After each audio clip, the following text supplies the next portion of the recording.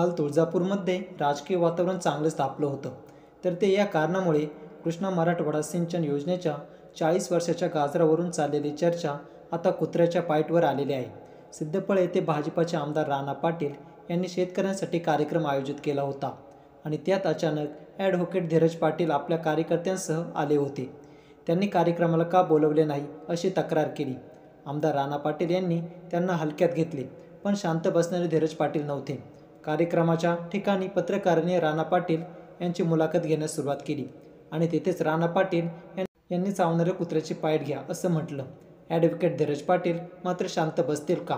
त्यांनी ताबडतोब आमदार पाटील यांना डॉबरमॅन असे संबोधले आणि भुंकणाऱ्या कुत्र्याचा भू भू असा आवाज देखील काढला. पण राणा पाटील यांनी कसले प्रत्युत्तर न देता तिथून निघाले. धीरज पाटलांनी यावेळेस हजर असताना बोलले की हे खरंच आमदार आहेत का? यांना बोलणं शोभतंय का? बोलण्याची काय पद्धत आहे का? काय दादागिरी असेल ती तुझ्या घरी? आम्हाला भुंकणाऱ्या कुत्र्याची उपमा देणारं तू कोण? त्यानंतर धीरज पाटलांनी देखील आमदार राणा पाटील यांना डॉबरमॅन म्हणत कुत्र्याचा भू भू असा आवाज काढत प्रत्युत्तर दिलं. त्यामुळे आता विधानसभा तोंडावर आली असताना भाजपचे असे एक ना एक कारनामे समोर येत चाललेत. यामुळे भाजपकडे लोकांचा पाहण्याचा दृष्टिकोन बदलताना दिसतोय. भाजपला अनेक वरिष्ठ नेते सोडचिठ्ठी देताना दिसत आहेत. येणारा काळच आता विधानसभा निवडणूक ठरवेल.